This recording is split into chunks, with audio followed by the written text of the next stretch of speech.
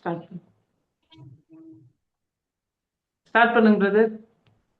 Okay.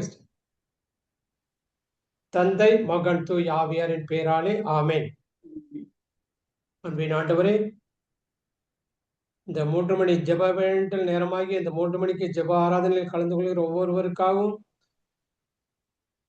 நீதாமே இறங்கி வந்து ஆசீர்வதித்துக் கொண்டிருக்கிற இந்த மேலான தயவுக்காக அந்த நேரத்தில் நன்றி செலுத்தி, இறைவார்த்தை பகிர எனக்கு அழைத்த அழைப்புக்காக நன்றி செலுத்துகிறோம். இந்த கேட்க இருக்கிற இறை செய்தி நல்ல நிலத்தில் விழுந்த விதைகளாக ஒவ்வொருவரும் 100 மடங்கு ஆசீர்வாதத்தை கொடுத்து விட்டதற்காக இந்த நேரத்தில் நன்றி செலுத்தி ஒப்புக் கொடுக்கிறோம். ஜெபங்களும் ஜீவனுள்ள நல்ல பிதாவே, ஆமென் ஆமென். Praise the lord. Praise the lord brothers and sister.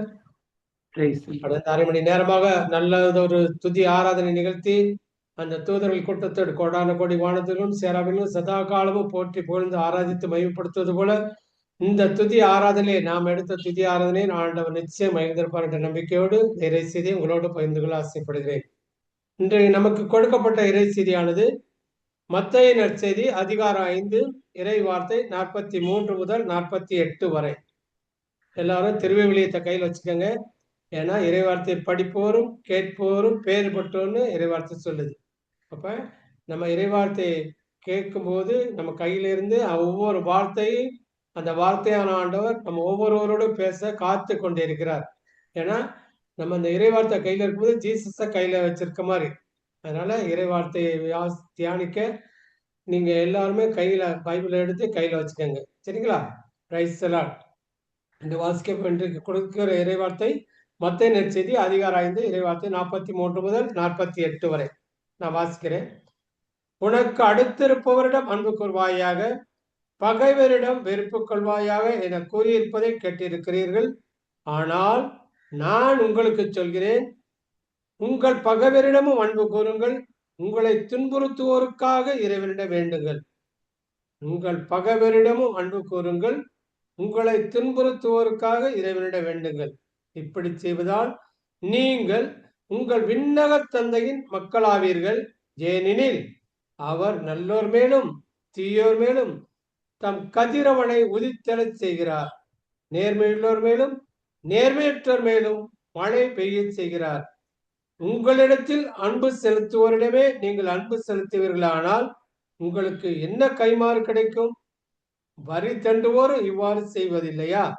நீங்கள் உங்கள் சகோதர சகோதரிகளுக்கு மட்டும் வாழ்த்து கூறுவீர்களானால் நீங்கள் மற்றவருக்கு மேலாக செய்து விடுவது என்ன?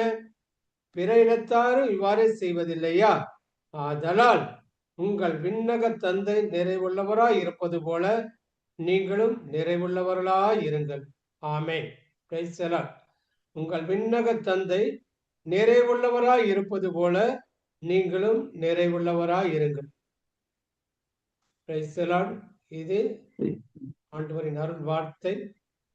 இந்த நாளிலே ஆண்டவர் கொடுத்த இறை செய்தியானது ஒவ்வொரு வார்த்தையுமே ஒரு ஆழமான ஆன்மீக சிந்தனை, இறை சிந்தனை கொடுக்கக்கூடியதாக அமைந்திருக்கிறது. இந்த பகுதியானது மத்தேயு நற்செய்தியிலும் குறிப்பிடப்பட்டுள்ளது, லூக்கா நற்செய்தியிலும் குறிப்பிடப்பட்டுள்ளது. அப்ப இதற்கு என்ன ஹெட்டிங் கொடுத்திருக்காங்கன்னா, பகைவரிடம் அன்பா இருத்தல் என்ற தலைப்பின் கீழ் தான் இந்த செய்தியானது வருகிறது. பிராக்டிக்கலா நம்ம பார்த்தோம்னா பகைவர்களிடம் அன்பா இருக்க முடியுமா? இது ஒரு கஷ்டமான இன்றைய சூழ்நிலையில நம்ம வெறுப்போருக்காக நேசிக்க முடியுமா? அவங்களுக்காக ஜெபிக்க முடியுமா? அப்படிங்கிறது ஒரு கேள்விக்குறிதான். ஆனா ஆண்டவர் என்ன சொல்றாருன்னா, பகைவரிடம் அன்பா இருக்குன்னு சொல்றாரு.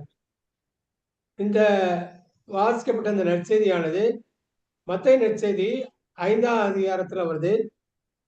ஒரு கிறிஸ்துவன் எப்படி வாழ வேண்டும் என்பதற்கு ஜீசஸ் கிறிஸ்து கொடுக்கிற அந்த டினாமினேஷன் என்னன்னா, இந்த 3 அதிகாரத்தில் இருக்கு. மத்தேயு நற்செய்தி 5, 6, 7. இந்த 3 அதிகாரங்களை படித்தால் நம்ம ஒரு கிறிஸ்துவன் இந்த உலகத்தில் எப்படி வாழ வேண்டும், அவர் புதிய கட்டளை, புதிய விழுமியங்கள், அவருடைய மழைப்பொழிவு, நாம் உலகிற்கு குப்பாய் இருக்கிறோம், ஒளியா இருக்கிறோம், மன்னிக்கிறோம், நம்முடைய இச்சையான பார்வைங்கிறதா பாவம், பிற நண்பு பணி, இப்படி பல சிந்தனைகள் உலகத்துல நம்ம வாழக்கூடிய சூழ்நிலையை மையப்படுத்தி இன்றைய உலகத்துல இன்றைய சமுதாயத்துல நாம எப்படி வாழ வேண்டும் என்பது ஆணித்தரமாக எடுத்து கூறக்கூடிய பகுதி தான் மத்தேயு நற்செய்தி 5, 6, 7. அதுல இந்த மத்தேயு நற்செய்தி கடைசி 5, 6, 7 5ஆம் அதிகாரத்துல 43 முதல் 48 உள்ள வசனங்கள் தான் இன்னைக்கு நமக்கு குறிப்பிட்டுள்ளது. இதுல பகைவரிடம் அன்பா இருங்கள் அப்படின்னு இருக்கு. பகைவர்னா யாரு? இது ஒரு மனிதர் இல்ல. முதல்ல நம்ம தெரிஞ்சுக்கணும்.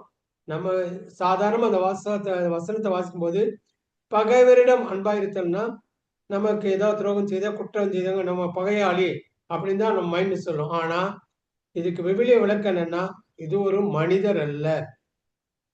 நம்மிடையே இருக்கிற பாவம், தீமை, அநீதியான சிந்தனை, கடவுளுக்கு விரோதமான மனநிலை, இந்த மாதிரி கடவுளுக்கு விரோதமான பல சிந்தனைகள் தான் அந்த பகைவன் என்று இந்த இடத்துல சிறப்பு. இந்த இதெல்லாம் நம்ம களைஞ்சு, அப்ப நம்ம ஒருத்தர் பகைவரா இருக்கிறார்னா இதுல அவர் ஆட்கொண்டு இருக்கிறார். அப்ப நம்ம போராட்டம் அவருடைய உடம்போட இல்ல, சரீரத்தோட இல்ல, அவருக்குள் இருந்து செயலாற்றுகின்ற அந்த ஆவியோடு தான் போராட வேண்டும். எபேசியர் 6:12 அதான் சொல்லுது.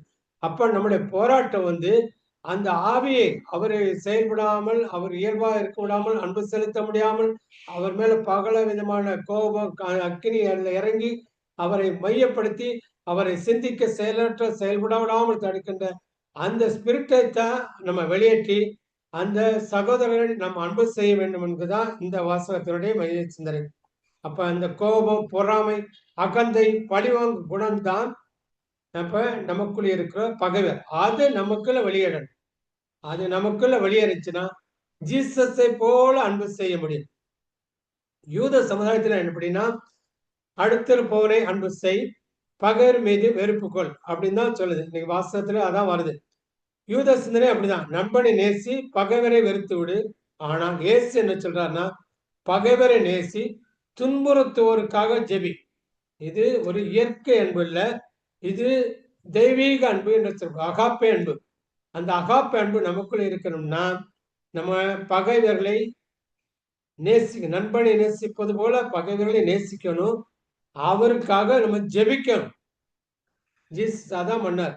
அவர் கல்வாரியில அந்த சிலுவையில தொங்கும் போது கூட அவர் மக்களை பார்த்து என்ன சொல்றார்? இவர்கள் அறியாமல் செய்கிறார்கள், இவர்களை மன்னியும் அப்படின்னு தான் ஜீசஸ் சொல்றார்.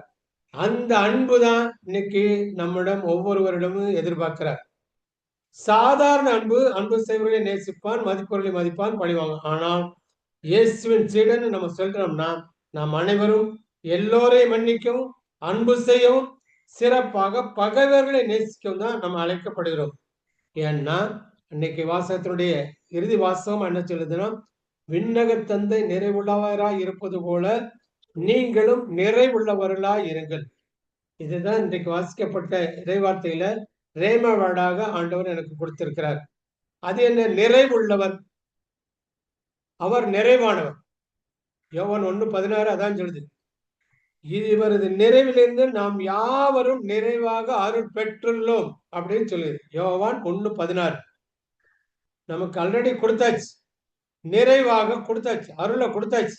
அப்ப நம்ம போய் இன்னமும் திரும்ப எனக்கு அருளை கொடுங்க, நான் பலவீனமான அப்படின்னு யாரும் சொல்ல வேண்டாம். அப்ப நம்ம அருள் பெற்றுள்ள நிறைவாக, முழுமையாக. நிறைவுன்னா என்ன அர்த்தம்னா, நம்முடைய குற்றம் இதனுடைய அர்த்தம் என்னன்னா, இதுக்கு கிரேக்கத்துல டெலியாஸ் என்று போடப்பட்டிருக்கு. நிறைவு என்ற வார்த்தைக்கு கிரேக்கத்தில் பயன்படுத்தப்படும் சொல் டெலியாஸ். இதனுடைய அர்த்தம் என்னன்னா, குற்றம் இல்லாதவர் அல்ல. அதாவது குற்றம் இல்லைங்கிறது அர்த்தம் இல்ல, அவர் முழுமையானவர். அவர் முழுமையானவர், தேவ சித்தத்துக்கு உட்பட்டவர், ஆவிக்குரிய பரிபூரணத்தில் வளர்ந்தவர். இவர் தான் நிறைவானவர் என்கிறதுக்கு பொருள் என்று அந்த கிரேக்க மொழிபெயர்ப்புல சொல்லப்படுது. கிரேக்க மொழிபெயர்ப்புனா அவர் குற்றமில்லாத மட்டுமல்ல, முழுமையானவர், தேவ சித்தத்துக்கு உட்பட்டவர், ஆவிக்குரிய பரிபூரணத்தில் வளர்ந்தவர். இதுதான் அந்த நிறைவுங்கிறது. அப்ப இது எல்லாமே ஜீசஸ் டெட். நம்ம ஒவ்வொருவரையும் அவரது நிறைவிலிருந்து நாம் யாவரும் அருள் பெற்றுள்ளோம் என்ற வார்த்தைக்கேற்ப விண்ணக தந்தை நிறைவுள்ளாய் இருப்பது போல நீங்களும் நிறைவுள்ளவர்களாய் இருங்கள். இதே ஆங்கில மொழிபெயர்ப்பு பார்த்தீங்கன்னா, be ye therefore perfect even as your father which is in heaven is perfect. என்ன சொல்லப்பட்டிருக்குன்னா, even as your father which is in heaven is perfect. அவரும் நிறைவுள்ளவர் இருக்கிறார், நம்மளும் நம்ம நிறைவா இருக்கணும் தான் அவருடைய விருப்பம். அப்ப இந்த நிறைவா இருப்பது போல நம்ம ஒவ்வொருவரும் அவரை போல முழுமையாகவும் தேவ சித்தத்துக்கு அவர் ஒவ்வொருடைய செயலையும் அவர் கடவுளை தந்தையா கடவுளுக்கு திருவிழப்படிதான் நடந்து வாழ்ந்து காட்டினார். அந்த 3 ஆண்டு பணிக்காலத்திலே ஒரு நொடி பொழுது கூட தந்தையின் திருவுளத்துக்கு எதிராக செயல்படல. இந்த ஜூம்ல இணைந்திருக்கிற நாம் ஒவ்வொருவரும் ஆண்டவனுக்கு நம்மிடம் எதிர்ப்பது நம்ம இயேசுவின் திருவுளத்திற்கு கீழ்ப்படிந்து நடக்க வேண்டும் என்பதுதான் அவர் விரும்பி கொடுக்கிற இறை செய்தி. இதேதான் லூக்கா 6:36 என்ன சொல்லுதுன்னா, உங்கள் தந்தை இரக்கம் உள்ளவர்களாய் இருப்பது போல நீங்களும் இரக்கம் உள்ளவர்களாய் இருங்கள். அப்ப எல்லாரும் அவரை இரக்கம் காட்டின மாதிரி பகைவர்கள் மேல் அன்பு செய்து அவரை யார் எப்படிப்பட்டவங்க அவர் முகத்தை பார்க்காம அவர் சரீரத்தை பார்க்காம அவர் ஒரு மனிதன். ஏன்னா அவர் இந்த உலகத்தில் படைக்கப்பட்ட ஒவ்வொரு மனிதனும் அவர் கடவுளுடைய உருவிலும் சாயலும் நம் உருவிலும் நம் சாயலிலும் உருவாக்கப்பட்டன்னா தொடக்கம் சொல்லுது.